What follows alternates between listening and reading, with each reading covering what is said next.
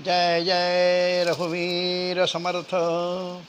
गुरुर्ब्रह्मा गुरुर्विष्णु गुरुर्देवो महेश्वरः गुरु साक्षात् परब्रह्म तस्मै श्री गुरुवे नमः। तस्मै श्री गुरुवे नमः। सद्गुरु समर्थ रामदास स्वामी महाराज की जय।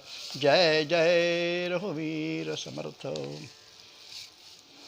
यूट्यूब चैनल से मैं सुरेश तोपखाने वाले सभी श्रोताओं को नमस्कार, विनम्र अभिवादन।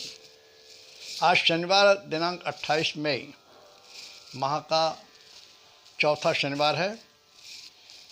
आज का विषय है मंथरा,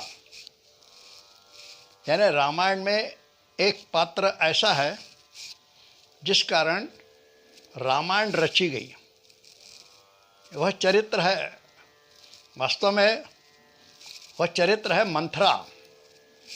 आज इस मंथरा के विषय में हम थोड़ा चिंतन करेंगे।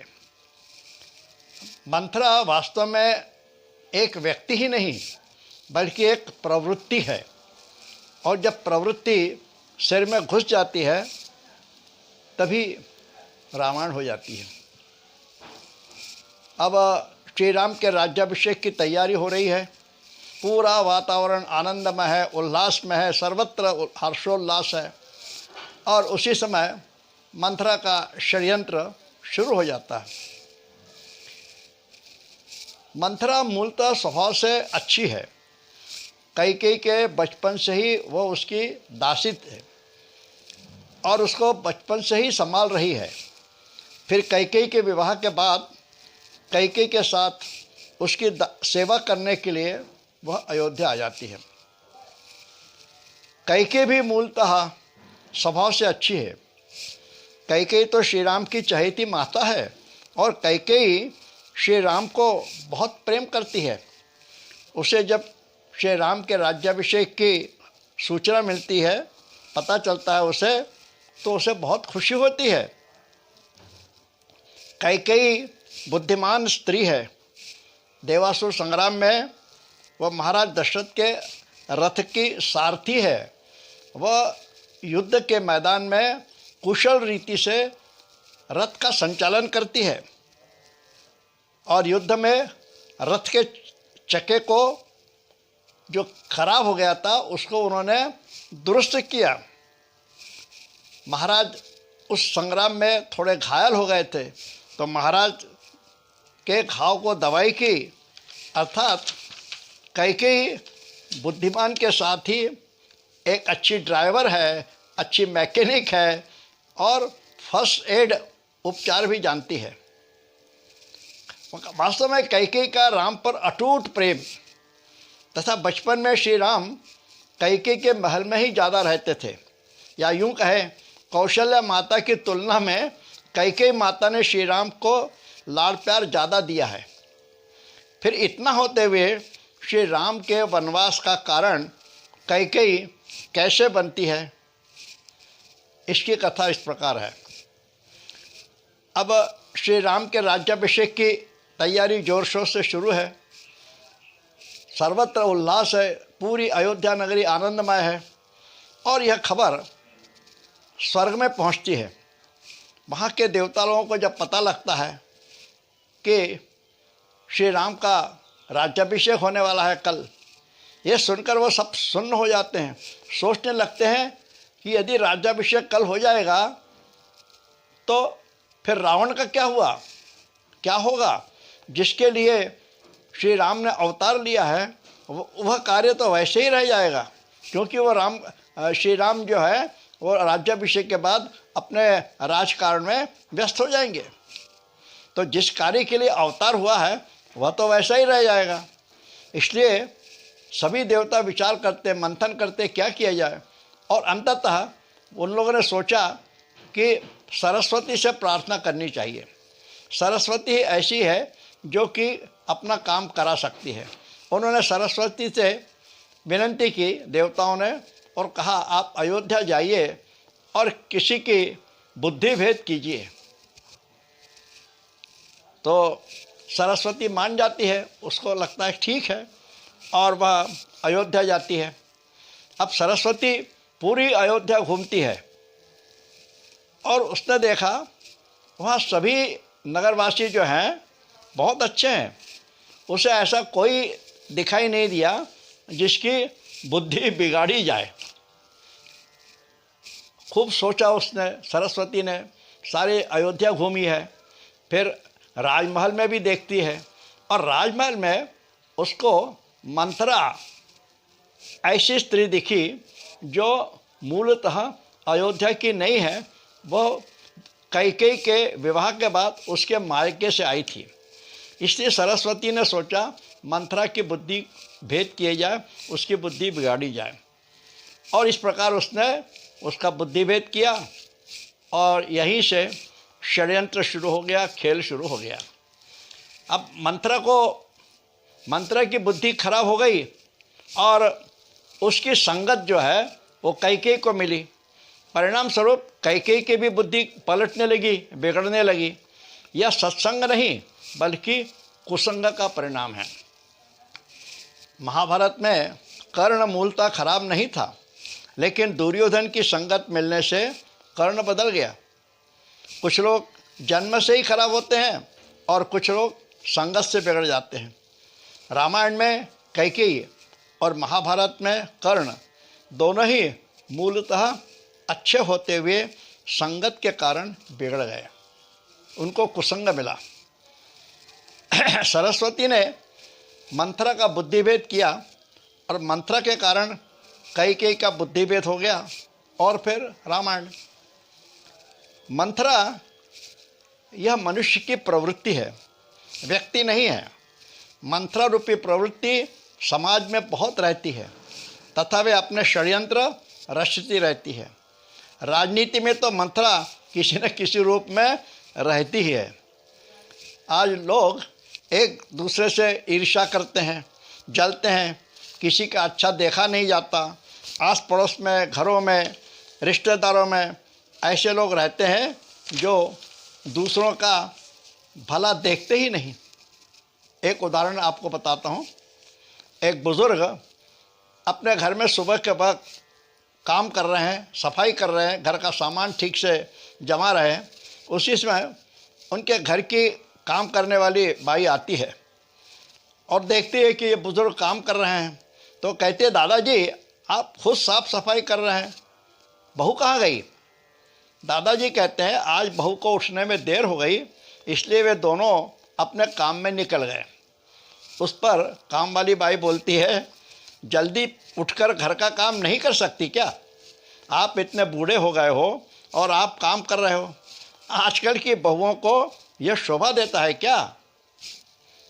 मतलब घर में मंथरा आ गई और वह बाई बुजुर्ग की बुद्धि बिगड़ा रही है। इसे ब्रेन वॉशिंग कहते हैं। लेकिन दादा संभल रहे हैं। वे कहते हैं, तुम्हें किस लिए काम पर रखा है? बाई कहती है, बर्तन मांजने के लिए। तब दादा कहते हैं, अपना काम करो और चुपचाप चले जाओ, फालतू बातें नहीं। यानी यहाँ दादा ने मंथरा को टिकने नहीं दिया, उसको थारा ही नहीं दिया। रामायण में महारानी कैकेयी दासी मंथरा के कहने में कैसी आ गई और फिर उसे स्वयं 14 वर्ष उसका फल भोगना पड़ा। कहते हैं 14 वर्ष तक कैकेयी माता का अंतर्मन जल रहा था, इसलिए कि मेरे पति के मृत्यु का कारण मैं ही हूँ। साथ ही राम के 14 वर्ष का वनवास के लिए भी मैं ही जिम्मेदार हूँ। यह विचार उसके मन में त्रिशूल जैसा सल रहा था। मंथरा की महत्वाकांक्षा तो पूरी हो गई। वैसे मंथरा भी बुद्धिमान तथा होशियार थी और षड्यंत्र करने वाले चालाक और बुद्धिमान तो होते ही हैं और होना भी चाहिए। बुद्धि किस प्रकार पलट जाती है और मनुष्य कितने नीचे स्तर पर जा सकता है, यह कैकेयी के बुद्धिभेद होने का बाद दिखाई देता है। अब देखिए, शुरू में रानी कैकेयी मंथरा की कोई बात सुनती रही। महारानी कैकेयी महाराज दशरथ की सबसे चहेती रानी है।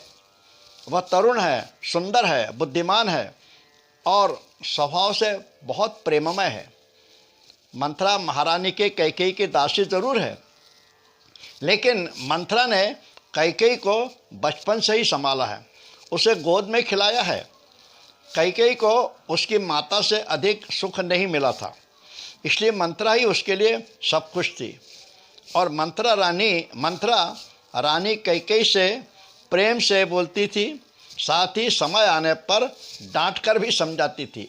इतना उसका अधिकार था मंथरा का कैकेयी पर। लेकिन रानी कैकेयी मंथरा की कुछ सुनती नहीं और यहाँ तक कह देती है, खबरदार, तुमने ज़्यादा बोला तो तुम्हारी जीभ काट ली जाएगी। ये कैकेयी मंथरा से बोल रही है, हमारे परिवार में फूट मत डालो, कैकेयी कह रही है। लेकिन अंत में यही कैकेयी जब उसकी बुद्धिभेद हो जाती है, तब महाराज दशरथ से क्या कहती है? महाराज दशरथ से कहती है कि आज सायंकाल तक राम वन में जाना चाहिए, नहीं तो मैं जिंदा नहीं रहूँगी, प्राण दे दूँगी। यानी रानी कैकेयी का ब्रेन वॉशिंग किस हद तक किया गया कि कैकेयी का दिमाग घूम गया। कैकेयी एकदम बदल गई। यानी बुरी संगत से अच्छा इंसान भी किस हद तक गिर जाता है। महाभारत में कर्ण मूलतः स्वभाव से बहुत अच्छा था, लेकिन उसे दुर्योधन की संगत मिल गई तो वह बदल गया। दुर्योधन अहंकार, क्रोध और अति उत्साह, इन 3 गुणों युक्त दुर्योधन। कर्ण में दुर्गुणों का संचार हो गया और कर्ण की बुद्धि, मानसिकता किस हद तक नीचे स्तर पर जा सकती है। देखिए, द्रौपदी वस्त्रहरण का काम दुर्योधन का न होकर मूलतः यह कर्ण का था। इतना ही नहीं, कर्ण ने तो द्रौपदी को भर सभा में वैश्या कहा था। तात्पर्य यह कि कुसंगत के कारण अच्छे लोग बिगड़ जाते हैं। महाभारत में कर्ण तथा रामायण में कैकेयी का उदाहरण स्पष्ट है। इसलिए कुसंग से दूर रहो। सत्संग नहीं मिला तो चलेगा, लेकिन कुसंग कभी भी नहीं करना चाहिए। आज का एक उदाहरण देखिए। हर ऑफिस में एक ऑफिसर होता है, उसके मोस्ट ओबीडियंट पीए होती है, जो मोस्ट ओबीडियंट का मुखौटा लगाकर काम करती है। यह मंथरा है। शाम को ऑफिस के सभी लोग चले गए और अब ऑफिसर और उसके पीए अपने काम में हैं। यही मौका रहता है पीए का साहब को ऑफिस के स्टाफ के बारे में चुगली करना, कान भरना, और फिर साहब का किसी स्टाफ के विषय में बुद्धिभेद हो जाता है, उसके विषय में विचार बदल जाते हैं। यानी इस प्रकार की मंथरा रूपी प्रवृत्ति काम करती रहती है। एक बूढ़ी सास बाजार से किराना सामान का थैला लेकर पैदल घर जा रही थी। थैला जरा भारी था, क्योंकि वह बूढ़ी बीच में रुक जाती थी, थैला ज़मीन पर रखती थी। उसी समय उसकी परिचित एक महिला उन्हें रास्ते में मिलती है। वह कहती है, क्या माँ जी, तुम क्यों इतना बाजार हार करती हो? बहू क्या करती है? बाजार तो उसने करना चाहिए ना, आपसे थैला उठाए भी नहीं जा रहा है। यानी सास का दिमाग खराब करना शुरू हो गया, बुद्धिभेद शुरू हो गया। इसे ब्रेन वॉशिंग कहते हैं। ऐसी मंथरा अपने अड़ोस पड़ोस में रहती है, हमें पता नहीं चलता, और समय आने पर वह अपना काम शुरू कर देती है। यह मंथरा इस प्रकार से व्यवहार करती है कि सामने वाले को लगता है वह सच ही कह रही है।